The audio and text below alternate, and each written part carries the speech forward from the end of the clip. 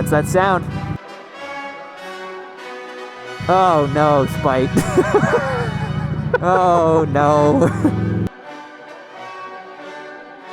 Where the f is neutral? Is that neutral? It's somewhere in there. That's second. Let's give it a shot here. Interesting. What's going on, everybody? This is a first and a special episode of Yammie Noob. It is our first Harley ever featured on the channel, and of course you had to bring it to us, Spike, didn't you? Oh, of course, yeah. Yeah, we had to get the Harley in here today. So what's going on? Today we are comparing and contrasting the Yamaha XSR700 and the Harley Street Rod. Yep. Cool, I got it right. That's a good one for me. So yeah, this is an unlikely comparison. I think a lot of you watching this right now are gonna be like, what the hell is going on? Why are these two bikes being compared? But stick around and I think you'll see just why we're comparing them.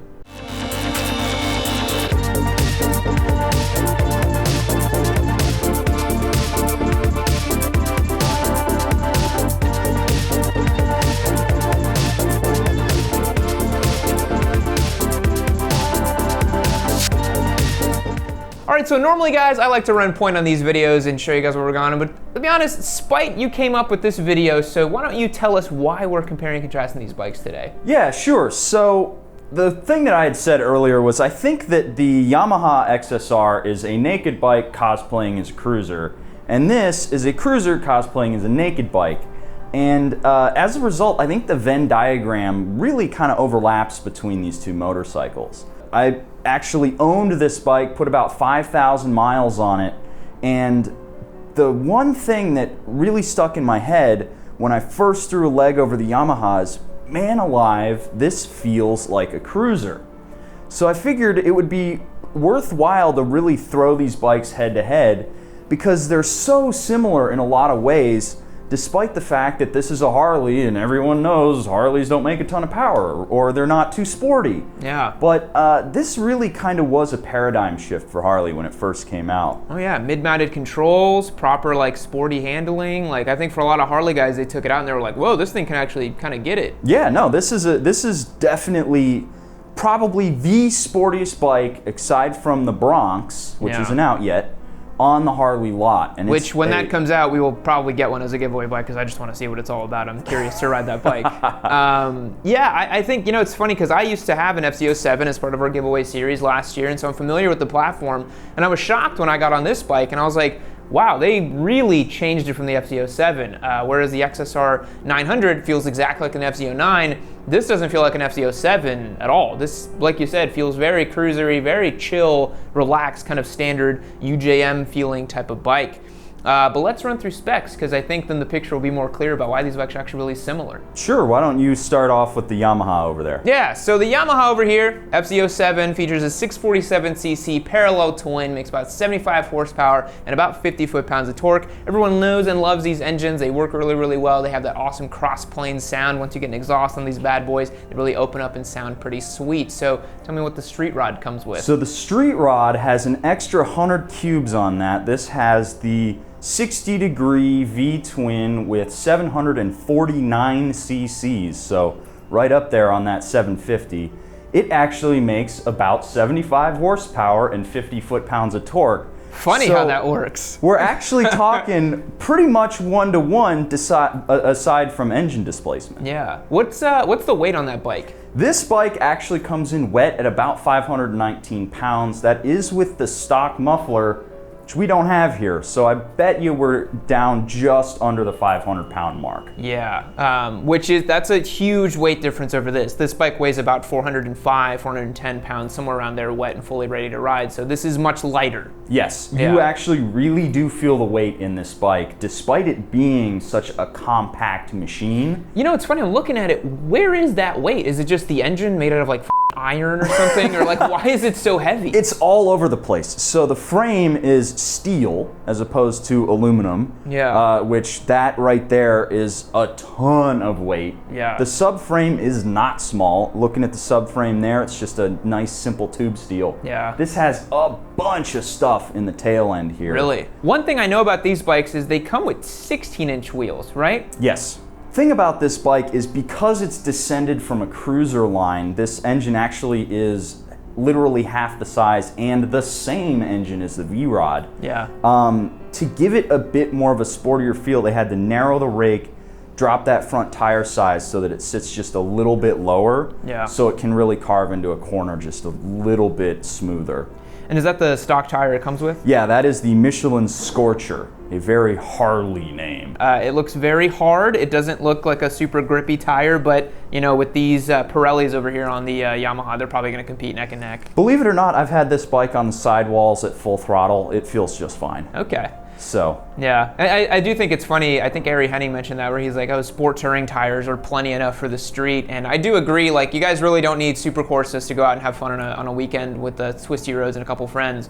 Sport touring tire will definitely get you all the way there. These, I would definitely recommend swapping to something a little bit nicer, like a Pirelli Angel GT, maybe a Power Sport 4. What's that Michelin tire? The Sport Cup? No, the Cup is the Cup is the track tire. I believe it's the Power 4. The Power 4, yeah. Look at me, I know what I'm talking about, right, guys? You mentioned how these bikes are cosplaying. We're YouTubers cosplaying as experts. So that's what's happening now.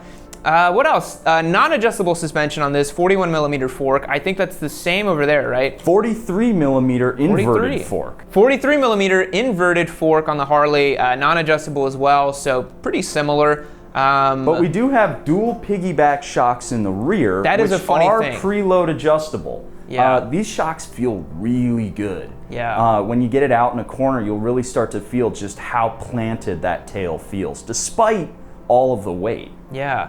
A big thing as well for beginners, if you're looking at these bikes, seat height on the Yamaha, relatively high, 32.7 inches or so, but on the Harley, really approachable. I mean, look at that thing. Yeah, I mean, this is about 29 inches, 29.8 is what Harley claims. It sits a little bit lower when you get your weight on it. The one thing I would say, though, is the seat height is deceptive due to the way they've run the exhaust. So when you throw your leg over this bike, you really have to kick it far out to avoid burning your thigh on the exhaust pipe here. Yeah. So yeah, they're weirdly, you know, similar. More similar than I would like, I think. And that's a liquid-cooled bike as well, right? This is a liquid-cooled bike, again, descended from the V-Rod. It's the same power plant, just half the size. Yep. And it's just as punchy as you'd want. I mean, the torque curve is basically a plateau. Yeah. It's nice and flat. It makes a nice linear power. It's such a strange ride. It really is. Yeah. I'm really curious to get it out on the road. I would encourage everyone to go out and ride one if they can, because it's so anachronistic to the actual Harley feel. Yeah. While still maintaining so much of the aggressive style that Harley's known for. I mean, this is the vivid black Harley. I bought this when it just launched in April of 2016. Just like you with the Desert Sled, I was like, I gotta have that bike. Yeah. It looks so good. I rode it around. I didn't even take it in a twisty road, and I was like, this is my motorcycle. Yeah, 100%. And it just is that much fun to ride. And I love stories like that too, because, you know, I think sometimes people watch videos, they get caught up on like the specs and the numbers, but it's like, at the end of the day, if you love a bike, just get the bike you love. You know what I mean? Exactly. Like, that's it. That's all that matters, you know? And a cool thing about that one is you were mentioning that, you know, you kind of outgrew it. You moved on to the VFR, the DRZ, other bikes, but now it belongs to your girlfriend, right? Yeah, so I actually had this bike, and I taught her to ride on this motorcycle. So again, it is possible for you to go out and learn how to ride on a 750 that's making 75 horsepower. Yeah. It's just about how you manage it, and this bike is very manageable. Yeah. I think the only black eye really for this motorcycle is going to be price.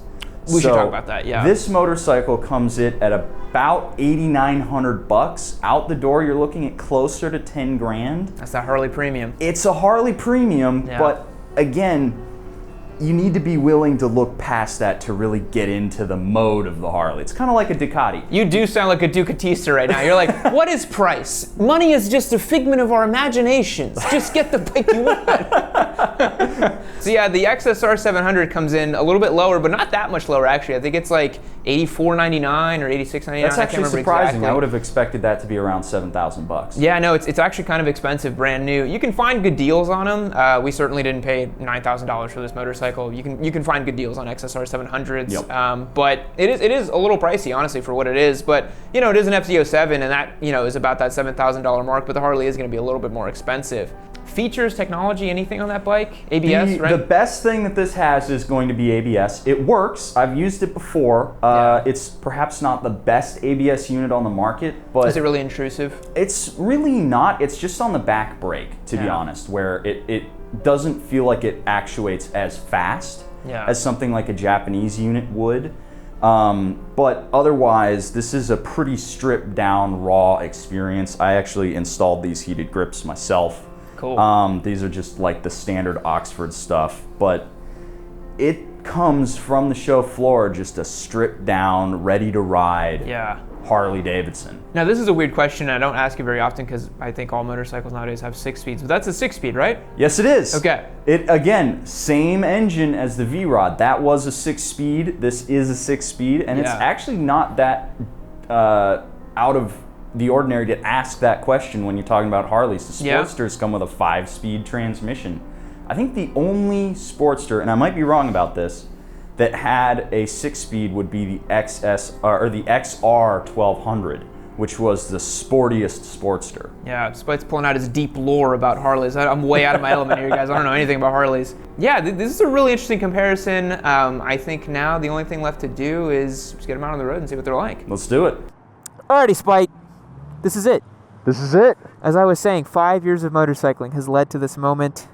There are very few final frontiers anymore, and I think this is one of them. This is it, yeah. Jumping on a Harley Davidson. Let's do it. Let's do it.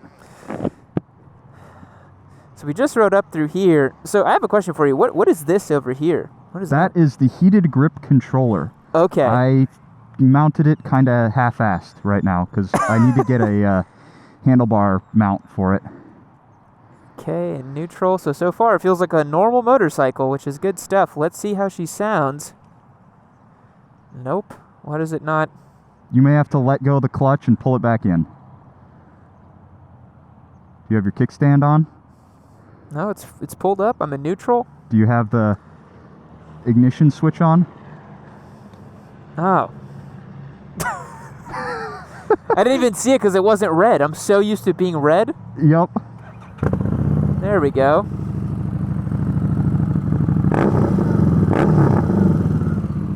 That's that sound. That's a good noise. V-twin, no baffle. Unfortunately, the XSR has a much quieter situation happening with it, but yeah. So, I mean, the first thing I got to tell you is just this riding position is so bizarre, man. I cannot stress to you guys at home how strange this is. The digital rev counter is really weird too. Take it for a quick spin in the parking lot. Yeah, let's get some low speed on it. Where's the clutch grab? There we go. What the dude? Oh no, Spite. Oh no. What the hell's happening with this motorcycle, man? This whole comparison's done, man. We're not publishing this video. What on earth, bro?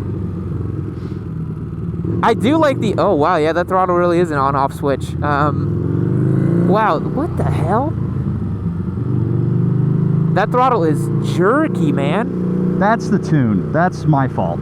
Okay. The reason why I say it's like a light switch is because I have a Fuel Pack 3 on there, and my tuning job is acceptable, I would say. It definitely needs a good session on the auto tune. Hey, mowing through the gears here. I love that backfire that it has, that little pop and crackle that it does. Is really cool. Yup. You look funny. That's what I was saying about you. It's such a weird position. Oh, man. What you really have to do to understand that motorcycle, go like wide open throttle, and then hit the next gear, and then go wide open throttle again. Just do it twice in a row. Okay. And then it'll all start making sense. Let's give it a shot here. Interesting. Rev matches really nicely. Nicer than I thought it would. Yeah. I mean, the throttle feels pretty good, despite the fact that it's a little snatchy. Yeah. I just can't get over, like, literally my hamstrings are being, like, stressed right now because they're so goddamn high. This is a very unique riding experience. So since you have more experience with this bike, talk to me about how the XSR feels compared to it. The XSR feels like a normal motorcycle, I would say. Yeah. It honestly just feels like you're riding, you know, a big kind of laid back. You see the name of this road, by the way? Buell. Oh, yep. We're on Buell Avenue. Your foot peg got stuck. Oh, there we go. Okay. It does that. You don't have a return spring on it? No. Interesting. Does it come that way from the factory? Yep. Wowzers. Harley life, bro. What are you gonna do, man? They're not expecting you to lean it far enough to scrape the pegs. The XSR, it feels like a normal bike, just a little long, you know? Yeah. The throttle's pretty predictable. It's got the, you know, little XSR700 snatchiness. But it rides very predictably. And I'm not sure you could say the same about the Harley, but that's part of the reason why I love it. No, this does not ride predictably at all. If this kind of feels like, you know, that meme where it's like, we have this at home, and it's like the thing at home. Like, this feels like Harley was like, you know, you're asking like, I want a sport bike, and Harley was like, we have sport bike at home, and this is the sport bike at home. Where you're like, well, I mean, I guess it'll do. But are you feeling how wide those bars are and how you have to turn in differently? This feels just as wide as my Desert Sled, the bars. Yep. It's exactly as wide, but the stance is all different. Wow, this is a really unique bike.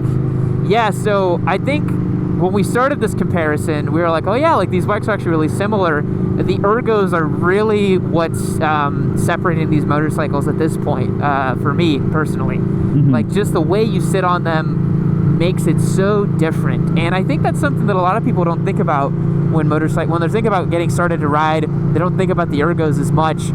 But man, it's a really like a make or break situation on a motorcycle. Like, you know, how you sit on it, how you feel on it. Because this sits completely different than the XSR. Completely different. Yep. I mean, that just the fact that, oh, by the way, you're gonna melt your boot. Move your foot forward. So I gotta sit like a real boy, huh? Yup, you gotta sit like a real boy. Just the way those mids feel is so different to what, you know, you'd normally think about motorcycle wise. They're just, everybody's like, oh, you know, standard pegs. They're not really mids, to be honest. Not really. No, these are somewhere between mid and forward. Yup. Kind of a weird position on them. Like when I first got off of a Harley and onto a bike that had standard mids, I was like, oh my god, these are so far back. Yeah. You know? Like, your ankles are underneath your butt on this bike, and on there they're underneath your knees, which is really strange for the first, you know, couple times you get on it. Yeah, definitely. Now imagine a bike where your feet are out in front of you. And Yeah, you're so shifting- actually, I rode the Rocket 3 in Tucson with the forward controls, and it is super different being like over here. But this bike almost feels like it should be over here, you know, in a weird way. If you had more wide swept back bars and the feet right here, I could totally see this bike being like that. Oh yeah. The power levels between the two bikes, I think, are the most similar thing. Like we said in the garage, like the same horsepower and torque, and I really feel that, like romping on this thing, I'm like, oh yeah, this feels like an FZ07 level of power, you know? Yep, it's not going to scare you. No, not at all. But then again, I did take that to a drag strip and dumped the clutch and lifted the front wheel up about 1.5 feet. So Hell yeah. Any bike will wheelie if you try hard enough. yup. Yeah, it's funny, man. Like it, I love those pops and crackles. It's such a like tactile feedbacky riding experience. Yeah, it's super, like, one thing I'll give it to the Harley, like, it feels like really like weighty and, you know, well built. Like the materials feel like really solid, you know what I mean? That's kind of to its detriment sometimes. It does weigh 500 pounds, but you know, it is pretty sweet. I will say though, you've got the, like, aside from the boots, you've got the Harley outfit down. Yeah, I got the leather jacket on. I'm a little sporty with my tight pants and my Alpine Stars, but I think all the otherwise, people who are buying Harleys now got tight pants and beards anyway. I guess that's true. Maybe right now I'm a Harley boy. Who knows? Well, that goes back to what we were saying, where Ducati boys and Harley boys, you know, they're basically the same, except on different axes of, like, you know, motorcycle love, but they're basically the same guy. They have so much in common, and it's kind of funny because everybody stigmatizes, we should hang it right up here, by the way. Hang it right, all right. Yeah, stigmatizes the Harley boy, but they're just misunderstood Ducatistas. Yep. One thing I will say is this, because it's so much lighter, just has a little bit more of that factor. Yeah, You know? that bike pulls way harder because it weighs 100 less pounds, for sure. Yup. And, like, literally, I was in second gear, romped on it, and I felt the front end come up, you know? Yeah, you'll never feel that with the Harley. No, you really got to work to get that bike to do some hooligan stuff.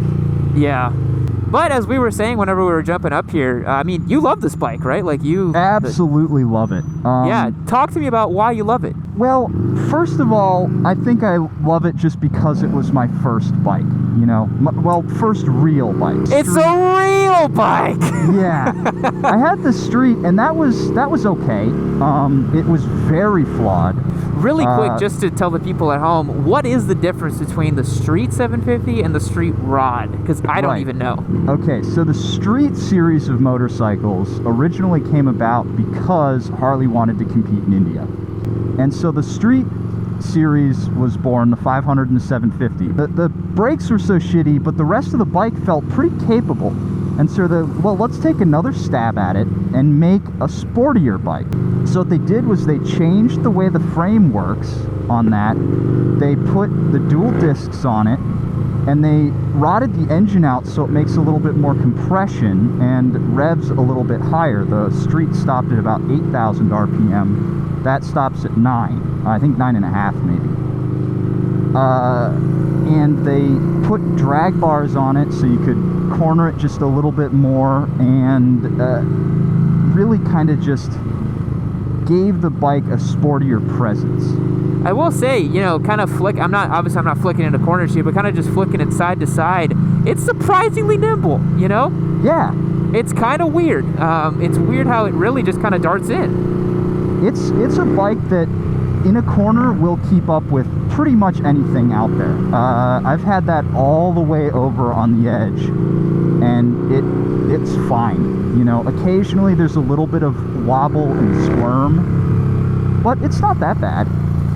Now, one thing I will say for those who are more, you know, experienced in sport bikes, since there is no cutout on the tank and the foot pegs are kind of odd, you have to just kind of sit in this bike and go with it completely upright. You can't, like, really get any kind of body position with it. Like, you can't really, like, you know, hook your leg on the outside here and get in. It just feels wrong when you do that with it. But if you just take it, you know, you just sit on it and ride it and, you know, grip it and rip it type of riding, it'll do it, you know.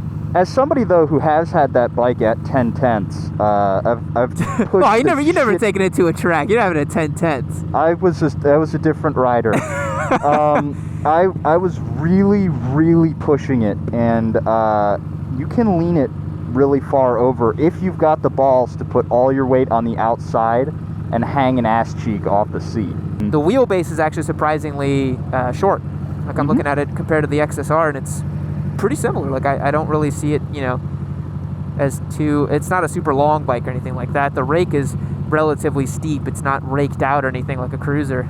That rake is 27 degrees, and I believe that's what this is, just looking at these side by side. I think they're both about 27 degrees. Yeah, so this really darts in really nicely. It's nice and aggressive. But what do you think about just kind of the rider package as you're looking at it? Because I know the XSR feels really long, the dash is woeful, and, you know, there's a little bit of budget part lifestyle in the XSR here. I think this bike gives you that kind of real deal factor, you know? You got all the blacked out stuff, you got the actual speedometer that's a real proper needle. I see the little screen in front of the light there. It's a nice place to sit and to look at, you know. If this is the kind of vibe you're going for, it's the real deal, you know. Like Harley, they do a good job when it comes to like packaging their bikes to, you know, people who want that product and that kind of lifestyle. There's a lot of bikes out there, I think, that try to capture that Harley magic and they fail to. But the value-driven person in me, you know, sees something like the XSR700 and thinks, okay, it's 100 pounds lighter, it's got a more modern engine in it, you know, it's got, you know, the proper sport bike tires on it. Part of me feels like that's obviously the more advanced motorcycle, but I really suspect that people buying Harleys, they just don't give a shit about that kind of stuff, you know? Like, it's like you said, you bought this bike because you just fell in love with it. You just love the bike and you bought it. Exactly.